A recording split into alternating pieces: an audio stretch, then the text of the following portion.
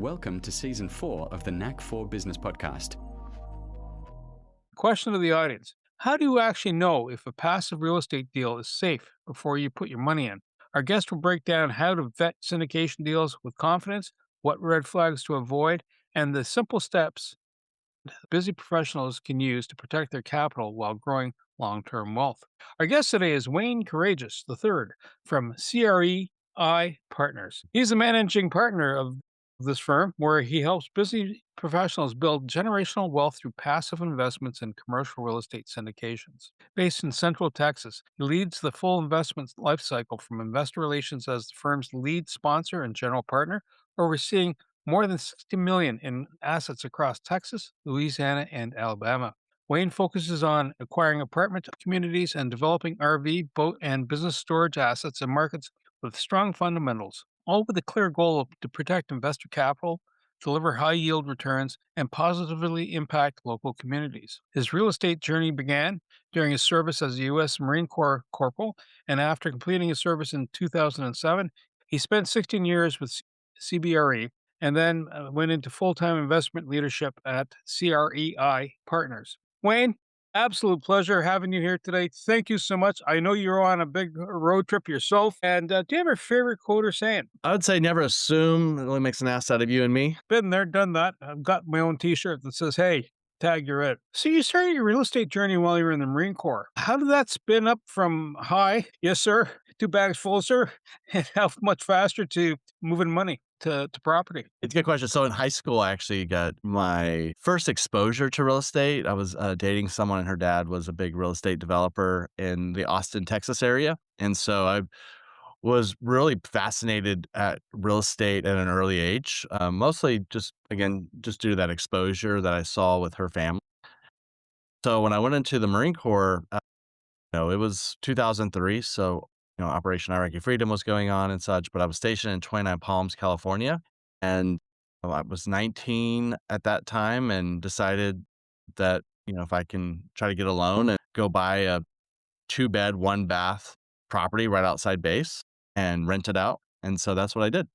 That was a time where like everybody was getting loans. I don't know. It was just, so, I mean, I don't know if I put any money down. It's been so long, but yeah, it was like $90,000, 2-bed, 1-bath. So, that's how I started. And, but real estate has been in my blood for really since high school. Is that something that's a family thing? You have a family history in that, or in the entrepreneurial space? Not so much. I definitely have felt that I've been entrepreneurial my whole life. I mean, when I was in high school, I was introduced to the Rotary Club, and I'm a Rotarian now. But Rotary Club introduced me to a bunch of other business entrepreneurs, and they had this camp called Camp Enterprise, and you go in and you build a business and pitch the business, and it was all in a one weekend. And after that, it really fueled. I was meeting CEOs and talking to different people, interviewing them, at an early age. But so my entrepreneurial spirit alone has been there, really since high school as well. But then real estate, again, it was just this exposure. And I just love that, these are physical assets that, we can, make an impact to the community. And, I don't have to worry about a tweet or whatever's going on geopolitically in the world, because it's all pretty local to, where we're buying. Partnerships often offer various things, and they sell something, and hopefully someone makes money. What did CREI offer that CBRE didn't offer? It's a great question. So I worked for CBRE for 16 years. They are the mammoth. They're massive. They are the largest commercial real estate company, and it's not a type of company that's franchised. I mean, it's CBRE, whether you're in Melbourne, Australia, or Tokyo, or Dallas, Texas. Like it doesn't matter.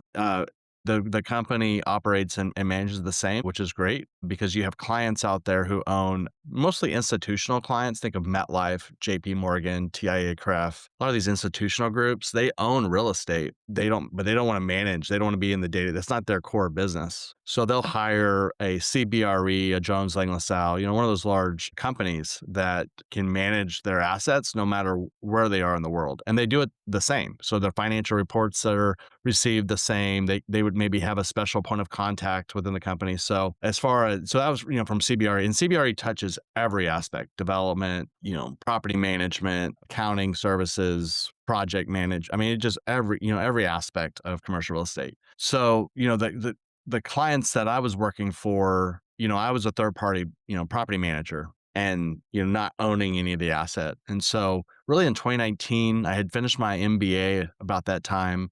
I did a project within my MBA program, CREI Partners. I created the company, the framework of the company during my MBA program. And then in 2019 started this company, because what I realized, and what's crazy is that not many people think that you can own large apartment communities or large buildings. Even if I was in the business, I was thinking these are really reserved for like the institutional type people or companies like I said, MetLife or JP Morgan's, or very wealthy families. But when I learned about syndications and how we can all pull our money together, and it's really like a team, of really a lot of teamwork to close on these assets. Today, actually, we're closing on a property in San Antonio, and and involved other partners and stuff. So it went from managing assets with CBRE to actually owning assets with CREI Partners, and did both for a few years. I like to say my 9 to 5 paid for my 5 to 9. I have 3 kids, wife, and so it was important that I could support them and do this in a good way. And eventually, I left CBRE not because I didn't enjoy the company; it's a great company, but I couldn't do both. But I had grown my company to a point where it was hard to really focus on both and do a good job.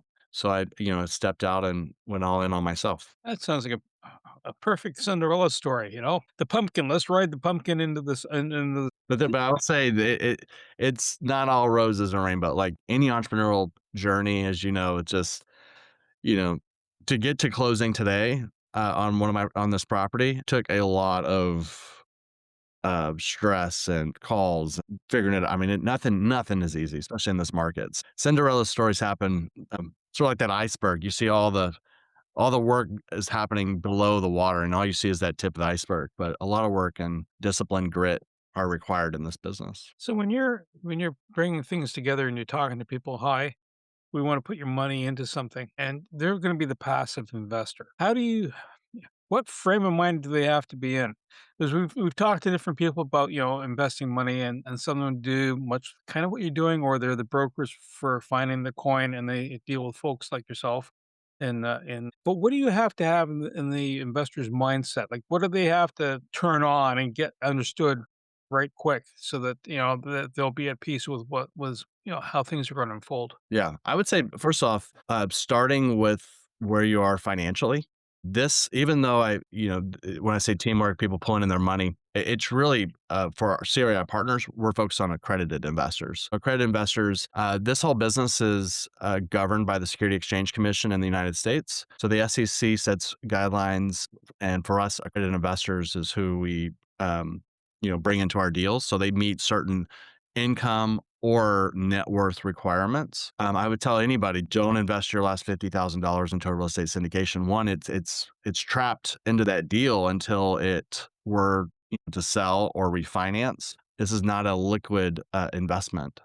It is an investment that definitely provides potential for wealth and tax benefits. And I'll give you an example. There's different buckets of income, active, portfolio, and passive. The true wealth sits within that passive and portfolio income, not so much the active income. The active income is W-2, and we get a lot of, doctors and, high net worth individuals, executives at, large companies that invest, and they're building because they want to diversify out of Wall Street. I invest in Wall Street. We have our portfolio. However, majority of my portfolio is in real estate, but that's not for everybody. Most people have most of their portfolio into a portfolio of stocks or mutual funds, and then they start diversifying into real estate. They start diversifying into real estate largely because of the tax benefits that happen. So as you get passive income, you can offset that passive income through passive losses, which is what you can get through commercial real estate, through K1 and depreciation. And in the United States, we have bonus depreciation with the most recent tax bill that was passed. So say you invest, $100,000, you will get 100% depreciation. Now, that depreciation's on the improvements of the asset, not the land. You can't depreciate land. So typically you would still see a 70%. But if you get a $70,000 passive write-off on a $100,000 investment, that's pretty good because that offsets other passive income. So that doesn't happen day one because not everybody has that amount of passive income. But over a period of time, say 10 years period, easily. I mean, we have investors making over, six figures of passive income, close to 200,000 or more in passive income. And then they get those paper losses in K1s that offset those losses. And then it allows the high net worth executive or doctor, professional to then decide when they want to retire, when they want to slow back. Most of our investors, guys, do not want to get out of their day job. They have a passion for what they do, but they want to diversify and they want to have that option to go off. So that's sort of the mindset is sort of, one, making sure you're a accredited investor, but two, or how do you work to get there? And then two, once you feel like, you're in that different phase on that, financial pyramid that you're ready to like, okay, I'm ready to go invest into alternative investments. Then these real estate syndications can provide, a great path for continued wealth building. So, what do you want your clients to ask a sponsor, a property package developer? What do you want them to ask to make sure there's some level of protection they can sleep at night? Yeah. So there's always risk. Real estate is risky. You have residents, you have to assume like if I go buy like the property today we're buying, it's 98% occupied. But when we buy that asset, we've done our due diligence. We've done electrical, plumbing, mechanical, roofing. We've walked every single unit. We've done lease audits. We've done, a lot of detailed checked statements, making sure the income's actually coming in. So there's that. But then there is risk where, okay, you're taking this property and they have a relationship with the property manager. And now we're coming in because that property manager is moving on, not because we didn't want to keep them, but they're just moving on. And so we're having to bring in another management staff. And so we have to keep that same type of level of service and, quality of just to keep the residents happy. So there's always risk. COVID happened, things that are out of our control, interest rate hikes, insurance, taxes, property taxes. I mean, there's all these different things. But that's in any investment. If there was one investment that had a 100% surety, then there would be no other investments because everybody would just go in on that one investment. So, but what I would say to really drive into your question, this is a great one, is when you're looking at evaluating real estate syndications, think of it like no more complicated than buying a business. Your business has income, has expenses, net operating income. After net operating income is debt service and maybe capital expenditures. And so if you think of it as just a business, you're buying, multifamily 1236 Main Street, that is just a business and your residents are your customers and they're bringing in, they're paying the rent, the income, miscellaneous other, maybe the reimbursed utilities. Then you have your expenses, utilities, payroll, repairs and maintenance, et cetera. So just that framework of just not overcomplicating the real estate when you're evaluating a deal is just a business. And that business has income, expenses. And so that's the start. The second is that for every investment, there's a jockey on the horse. And you want to know who that jockey is. I'm the jockey on the horse for all of our investments for CRI Partners. We are lead sponsors. We find the deal, put them under contract, take all the risk up front, close the deal, then we operate it, and then we manage that whole process. And it's not just Wayne. Like I have three other team members that work alongside me for our investors. But you want to know the person, and you want to know that person because over the 5 years, you want to be able to ask questions. And I say 5 years, that's the typical hold period. You want to ask questions. You want to see that they're sending monthly financial updates. Do they have an investor portal? What's the transparency like? Have they gone through any downfalls with any other properties? How do they come back? How do they communicate? So just seeing that they're a good person, like, is this somebody that I want to do business with? It sounds pretty like lame, like it's just an easy answer, but you're investing more so with the person than the property. Over time, as a passive investor, you do sit back and you do learn what to look out for on the next deal, or like, hey, this person is being transparent, they're following through what they're saying they're doing, or if they're not, they're at least providing communication on what they're going to be doing to fix it. I think is important. What should we be cautious of? What are the flags to say stop so that the person's protected? So In the United States, we have, like I mentioned, it's governed by the Security Exchange Commission. The SEC have different regulations, but a 506c offering is really the world we live in. And Canadian investors can invest with us in the United States. But that 506c, in doing so, we have to have a private placement memorandum. And in that private placement memorandum, it goes over the risk, it goes over the investments. And not every deal is going to have the same risk or the same business plan, right? So looking through that private placement memorandum, then there's a subscription agreement and a company.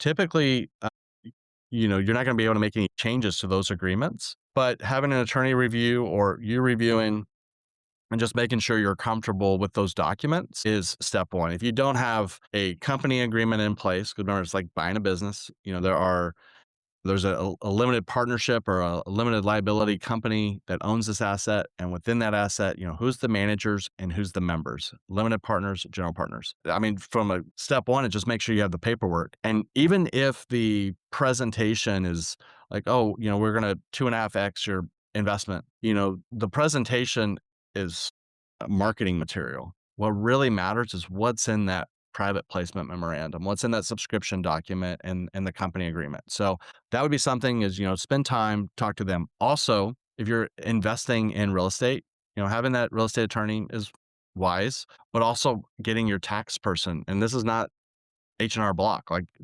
if you're starting in real estate syndications or passive investments, you have a portfolio or a net worth of a certain point. Now it's time to have, if you don't already, like bring on a tax strategist and, tax professional. And those are two separate things. The strategist is not always the person who enters the numbers and submits for taxes, but bringing them on board and given them the opportunity to look at the deal and ask questions. So those are those things. I would say once you become a passive investor, all that hard work, I mentioned the iceberg analogy earlier, all that hard work is done before you sign and wire funds. So networking, making sure you find a good fit, jockey on the horse that you trust, reviewing the paperwork, the legal documents that actually matter, not the marketing material, that you have, other people look at the deal, maybe your accountant, your tax strategist, or, your attorney. At that point, once you sign and wire funds, there's really nothing more you can do because you are a limited partner, you are passive. And that's where, all that hard work of due diligence you did prior is important. It's a lot. And, we have, and, it's a free program. It's informational. I'm huge on education. That's why we do this podcast. But passiveinvestorcoaching.com, it has like 5 hours of just content we've created. No sales pitch or anything on it. It's just, how to evaluate a deal, how to, vet sponsors, et cetera. So there's a lot to it. But remember, all the hard work is done prior to signing and doing paperwork. Because once that's done, you are, invested in a deal, good or bad. Got a thought here. Like you've just talked about a person coming up and saying, "Listen, I got a bag full of cash. I got enough wealth around me, so enough padding. So if things go sideways, it's not going to take me out, take my knees out." And I get that part. Having an accountant handy and having a tax accountant handy, two different animals. Having a real estate lawyer, again, different than a typical lawyer. Do you then, the investor, have to be a company coming in? Is that a better fit, or can you come in as Joe Blow? Here I am. These are the guys that I've hired to make sure I'm in the right direction. Vet the paperwork. Is it better to be a company, or is it better to be the private person? Is there an advantage on either end? There's not an advantage either way, just who you want to have the passive losses and the passive income go to. And the reason is because every property that is purchased, I can only speak for myself because maybe somebody out there is buying it under their name, right? But for us, every commercial real estate property we buy that we syndicate is owned actually by a limited partnership. There's a managing entity that's a limited liability company, and then there's a limited partnership which actually holds deed, title on the property. Partnership, the limited partnership, consists of limited partners and general partners. General partners being the managers of the entity, limited partners being members of the entity. So, say if someone were to get sued, or a resident or a tenant, an office tenant, somebody sues the property, the shield hits at that limited liability company and that limited partnership. So if you're signing as an individual, you already are part of a company by signing that company agreement. Now, I do see people as with their company, because they want their company to get that passive income and then get those passive losses. So that's where that tax strategist and your accountant come into play. But as far as a legal standpoint, and this has been something that I've spoken to our attorneys in depth about, because we get asked this quite a bit. When they join our investment, they're signing the company agreement, so they are shielded from any liability. So the only liability for investors in our particular deals is the investment they put into it. So if you put in $100,000, that is the risk of the deal. That's the benefit of staying passive, because if you do get more on the active side, there's more exposure for me as an active investor. And that's okay. That's the world I live in. And, this is what I do for a living. Just like if you're a doctor, there's risk in that, right? That paperwork doesn't matter if you sign as a company or an individual, because you're backed by the company owning the asset. So if you buy, let's say I get involved in a project, I drop a 500,000 or 100,000, whatever the dollar value is. And do you make your money then over the time period to leverage it? Do you make your money on exit? My next question is, if I'm going to build it as a pyramid, not as a pyramid scheme that sounds like I'm hoodwinking people. But if I'm looking to build that, do I wait halfway through, leverage what I got on the go with you, and then buy another asset on a different project and just keep leapfrogging it like that? Is that kind of the overall strategy if you're There's looking to different grow? there's different strategies here. I love talking about this stuff. So it's like you have to determine if you're a cash investor or an equity investor, and there's different types. Just think like when you buy a stock, there's value stocks and there's growth stocks. There's different risk, and as you age and you get closer to retirement, your portfolio and your risk tolerance should shift, right? Because you don't want to be so tied into risky investments or risky stocks. So if just relating it to what most people understand and know about is the stock market. On the real estate side, it's a similar thing. You have your riskier projects, which are development, taking raw land, developing, leasing up for a speculation. It's more of a speculation play, but you can make a hell of a lot of money that way and great returns. But depending on where you are in your investment life cycle, or as you're getting closer to retirement, and your allocation to those type investments are going to change versus a cash flow investor who is buying maybe an 80s, 90s, 2000 property that already is 90% leased, already has strong cash flow, already has a property manager. It's a different risk profile. So within real estate, you look at risk profiles. Then you got to get comfortable with the asset class that you're investing in. Are you comfortable with office and retail? Are you comfortable with multifamily, storage? What we've done as a company, and this is not sales pitch on CRI Partners. It's a comfort of whoever as you're looking at deals. But for us at CRI Partners, I've built the business around 80% multifamily, and I've done 80% multifamily because at the end of the day, everybody needs a place to live in the industry long enough to know that like cycles go downhill, offices shut down, people start working from home. It's easier to stop paying office rent than it is your place that you live in, right? Everyone needs shelter. It's a basic, need of life. And so we've gone all in on that on day one cash flowing deals. I've previously had an investment that was considered a deep value add that didn't, expect to have cash flow for 2 years.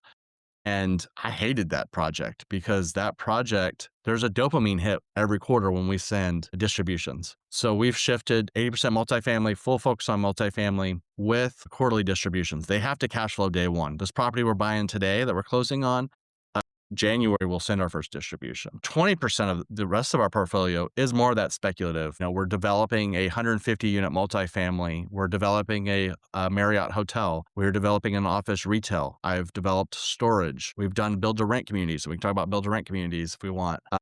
Those are going to be more speculative. But for me, my risk comfort is 20% development, speculative type deals, 80% day one cash flow. Every investor needs to determine if you're a cash flow investor or an equity investor. Equity investor is you don't need the cash flow now, but you really want that upside. So that 100,000 today could be 250,000 year 3, year 5, year 7, whatever the time frame is on that business plan, or that cash flow, which is going to be less risky, maybe lower returns, but higher preservation of cash and consistent income and those tax benefits. And that's where that bucket sits. Or you can do a little blended of both, which we have plenty of investors doing with us on each of the deals. So you got cut your teeth in apartments, that first self-storage, was there a part of you that said, "Oh, this just isn't sexy enough"? And I'm guessing you got over it, but if you did get over it, why? Yeah, great question. So I don't like self-storage, mini self-storage. I think it's easy to build. Most cities have plenty of zoning for storage. It's pretty low cost, easy to get in, low barrier to entry, thing from an economic standpoint. Where I, stuck my teeth in was like large storage, not the mini storage, but these are all 20 by 50,000 square feet with a 14-foot roll up door, a walk in door, have a 30 amp or a 50 amp power, depending on the unit, in the very back of the unit. Think about RVs. I'm in an RV right now, as traveling the country. And, this unit, I don't want it in my barn or outside in the elements. I want it stored in a nice enclosed facility that has insulation, that has power, and, that's covered, fully enclosed. And so that may not be the case for my travel trailer that I own that's in my barn, but this one, it's enough money where I want to protect it. So it's a different type of clientele and a different need. The other thing is there's a lot of businesses that don't necessarily need a front office, but they need a place to store their inventory. So think of HVAC, mechanical, any type of mechanical, electrical, plumbing, disaster recovery, generators, et cetera. So we have a lot of customers that just need that 1,000 square feet to store their business. And those are the best customers, in my opinion, because now our unit is now part of their business. It's a tax write-off. It's become, part of their need within the business. So that's where I got really excited on, is that type of storage. And we own two of those assets. One's in lease up mode. We've been open a year and we're 67% leased. That's incredible for 1 year of opening in the self-storage business. To self-storage, that could take 3 to 4 years. My other location, we're 100% leased. We have a wait list. We have bumped rents. When we first bought it was about $375, is now going to about $625 a month, $625 a month. So we've pushed rents while staying at high occupancy. So yeah, that's what I like. But that still stays in that 20% bucket for me. 80% is still going to be that multifamily core business, whereas this RV boat. But I'm not a big fan of just mini self-storage. A lot of investors do extremely well at it. I'm not attacking the business. I just want to be in something that has a little harder a barrier to get into. So when you're looking at the markets in Texas, Louisiana, and Alabama, what are you looking for? Like, what tells you that's the ticket, that's the place to go? That one, not so much so. Swampland in Florida is kind of, someone will talk about, I can sell you some land, it's just all swamp, or the Brooklyn Bridge. Pick whichever country or what part of the country you want to go into, right? But what triggers yeah, that's a great idea or great spot to put park money into and build either green build, brown build, whatever. Yeah, so let's talk through macro states. So red states, Republican, Democrat, not to get political, but it is what it is. Being in a more conservative, landlord-friendly state is investor-friendly. So Texas, Alabama, Louisiana, Florida, Georgia, South Carolina, you're going to, the southeast and west, you're going to have more landlord-friendly. A lot of migration coming down from north, coming to the south. You have a lot of people from the west coming into the south. So real estate, it's supply and demand. So about the migration and the jobs. Texas, where we live, where I've grown up, I mean, the amount of jobs that we are doing, and it's because we're a pro-business state, and heavily encourage and incentivize growth in business, not penalize through taxes and, getting into, the intricacies of the actual business, like letting business owners do what they do, and that's grow and have a for-profit mindset. So that's sort of from a macro, those states is why I like them. Now, when you start getting into the cities, there's different cities. Like in Texas, I grew up in Austin. I love Austin. It's a town. My parents live there. I will never buy in Austin, Texas. Austin, Texas is extremely blue. We talk about red and blue, like it is blue as can be. Father and my mom, they tried to, install a whole house generator on their home. It took 8 months to get a whole house generator because of all the different agencies that had to go inspect and follow through. My, home generator, and this is just an example, took a day. It all happened in one day, 8 months, one day. It's crazy. But if I look at Dallas, I look at Houston, look at San Antonio, I look at the outskirts of Austin, Texas, Georgetown, San Marcos, Buda, Taylor, those are incredible, fast growing markets. And so you have to know, like in Alabama, we're really targeting at Huntsville, Alabama. And we love Huntsville, Alabama because of all the growth, especially with military, technology, et cetera. But we have a partner that I trust incredibly. We've done multiple deals together, but he lives near Huntsville, Alabama. So that's really important. Louisiana, there's a lot of growth. Oil and gas, as oil and gas and the medical and such grow, parts of Louisiana. So we bought into Lafayette. So every market, we start off with the state, then we go into the cities, and then we have to, go into the neighborhoods. You can't change. I can go in and buy an asset and spend, $1 million renovating, but if the rest of the properties around it isn't, so even within the cities, now we're starting to get much more, in depth into the markets, different submarkets. So you're not going to know that unless you're in this full time. And I would say, majority of the stuff that we have in multifamily is in Houston and San Antonio at this point. Even though we have assets in Louisiana and Alabama, the bulk of our portfolio is in the Texas Triangle. One of the things I noticed here in Ottawa, every once in a while you see an area that, as you describe it, yeah, it's not optimal, right? You wouldn't leave your car keys on the dash because nowadays you don't do that, but it just you lock everything up. There's a process called gentrification. Are you also involved in that universe too? Because you're literally taking something that's not optimal and making it optimal, and it's influencing the change in the neighborhood. I've seen that happen here in the city of Ottawa, where you see there's a facelift happening, right? It's not instant, but is that part of the box you play in? So for me, no, there's opportunities and there's huge tax benefits. I'm not looking for our investments and investors. I'm not looking for home runs. I'm not looking to, 10x, 5x, 3x, anybody's capital. If I can get a 1.8 to 2x multiple on investments or maybe a little higher, I mean, we're doing great. We're getting 2, 3 base hits and we're going to win the game long term. I think once we start getting into opportunity zones, there are definitely people with appetite there, and we need those people. We need those areas to, provide, better housing and better, that needs to happen. But for me personally, I rather stay in the world of preservation of cash and having strong day one cash flow. Buying a business. I'm buying a business. I want that day one cash flow now. And we will still, do renovations. We'll do those things at the property, but it's not needed. The property we're buying today, I don't need to put any CapEx into it, anytime soon, and the roofs are in great shape. It's painted, the pool's been resurfaced, like all those things. So when January I do that first distribution, that's cash flow from the business, not me having to force capital into a deal to then potentially get, residents to pay a little bit more or to get them leased up. So my preference is just to buy day one cash flowing deals at a great price and implement a value add component. But I don't like personally the risk of going into, because then you still have the risk if you go in and go into an opportunity zone that other, other buildings and areas are going to improve. And then you have to change the whole perception of the area. That takes years.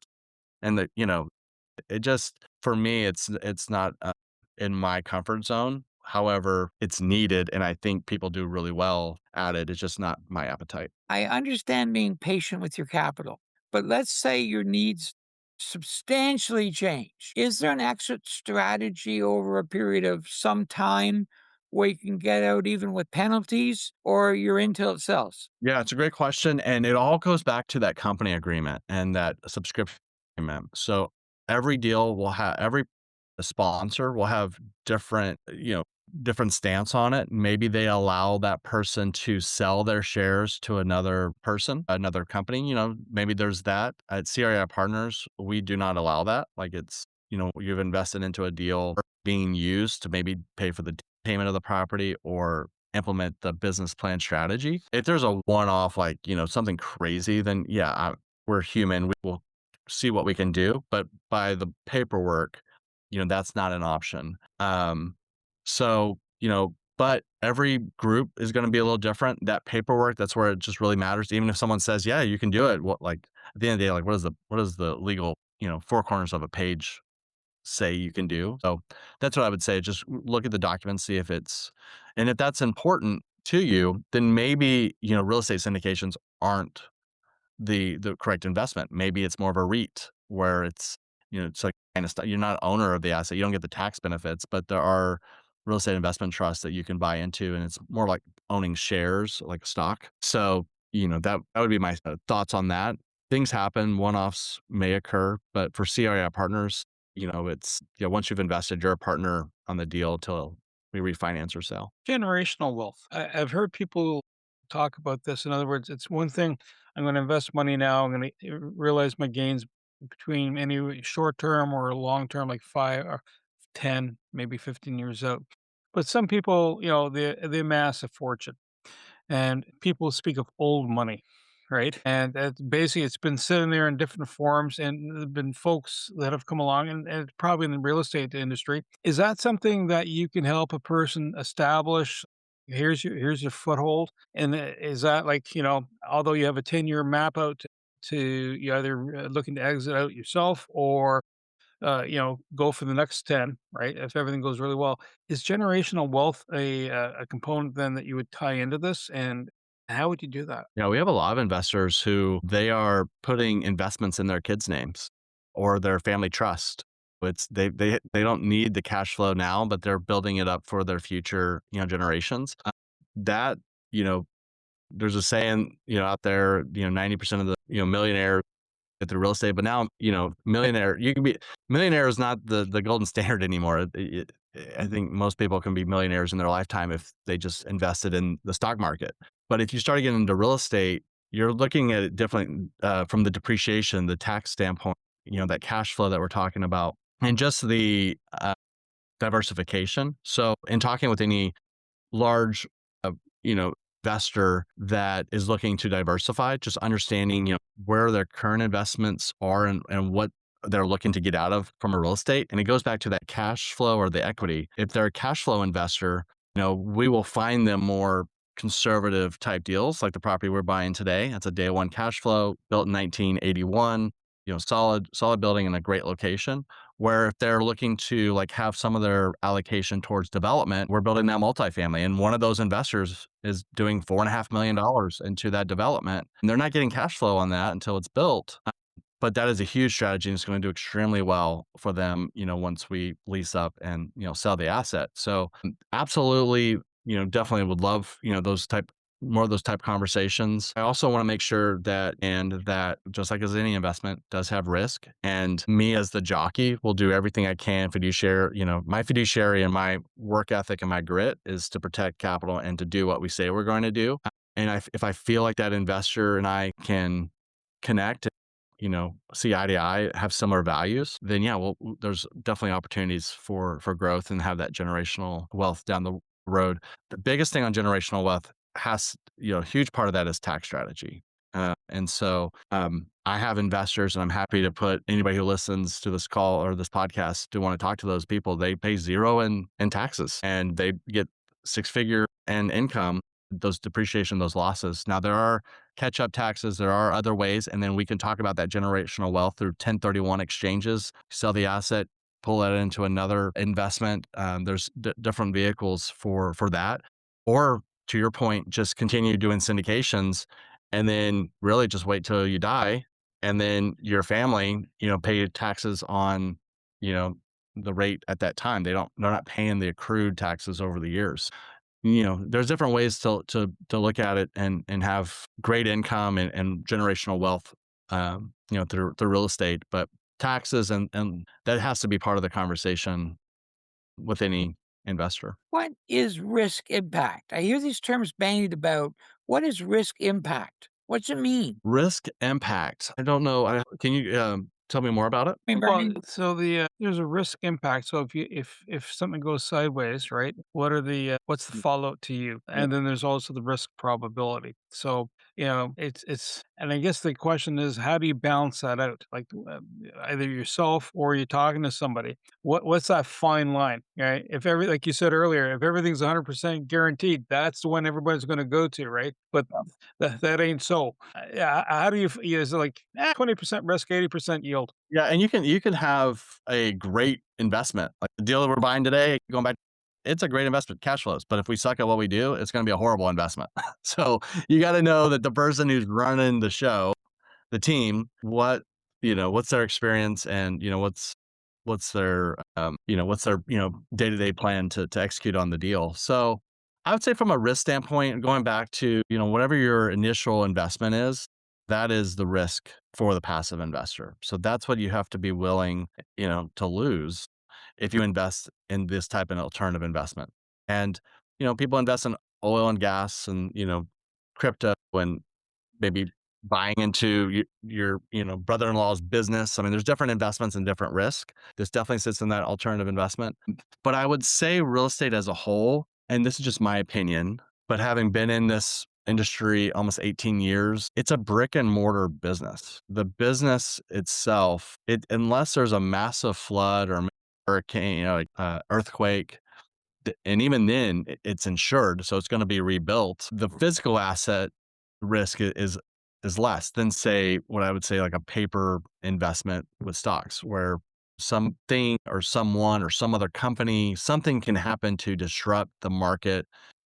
Look at NVIDIA. Those stocks were going crazy, and then they came out with their own version, and then the stock just drastically dropped and impacted, every, fund out there, because, all these, fund managers had NVIDIA in their portfolio, and they still do, obviously.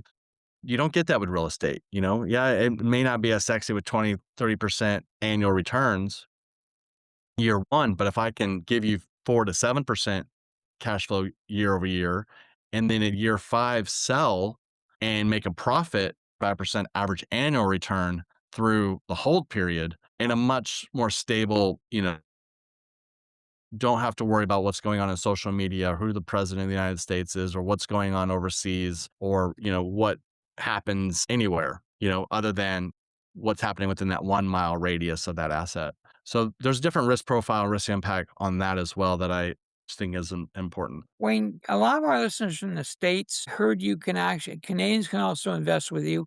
How do we reach you if we want to learn more? Yeah, no, I appreciate the opportunity. So CREIpartners.com is our website. You can reach out to me directly at wayne@CREIpartners.com. But I would heavily, if you're listening to this podcast, you're wanting the education, go to passiveinvestorcoaching.com. There's no sales pitch. It's free. It just provides an incredible amount of content all at once, or, pause and play as you choose, to learn about real estate syndications. Again, it's passiveinvestorcoaching.com. But if you want to reach out to me directly, wayne@CREIpartners.com is the best way. Wayne, I want to say thank you so much for being our guest today. It's enlightening. It's good to understand this. I have a colleague of mine who's into the commercial real estate and the syndication here in Ontario. So I got to know what you've been talking about. Totally understand it. To my co-host, Wayne Pratt, thank you. And you, the Knack for Business listeners, because we really appreciate your time. So if you are looking to invest in the U.S. into residential or other property, reach out to Wayne. He can help you start getting into it. He's got a free course that can give you a little more enlightenment before you dive into it. And, as you can hear him, he talks about having success and the jockey that matters. So let him ride your horse, for lack of better words. If you find the horse, though, I don't know. Everything you heard today is for educational purposes only. It's not professional advice. Before you act on anything, talk to a certified expert in your area. Your accountant, your lawyer, someone who knows your situation. We share perspectives. You make the decisions. Want more? Head over to blog.knack4business.com, packed with practical episodes on AI, marketing, leadership, and growth. No fluff, just the good stuff. Subscribe while you're there. Until next time, keep building.